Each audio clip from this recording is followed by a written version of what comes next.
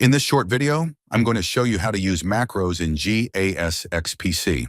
In this example, I've connected a GCB300's antenna to the radar unit. As you can see, the radar is not configured properly for this antenna, and therefore I've got no data or signal to speak of on the screen. I'm going to need to configure the antenna manually or use a macro file. I'll show you now how to load a macro for instantaneous configuration of the antenna. You probably got the macro file from us or from a colleague that has been working with the antenna you're about to use. In that case, click on the macro button to open the macro files dialog window. Click on Browse to locate the folder where you have the macros. Select the macro for the specific antenna, in this case a GCB300, and click OK. That's all you need to do to get all the settings for the particular antenna loaded and working. As you can see, after applying the macro file, all settings, including the antenna offset and gain curve, have been applied.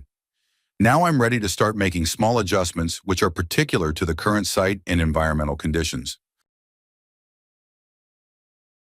If you have any questions or would like to know more about Geoscanner's products, please contact us at info@geoscanners.com. Thank you for watching.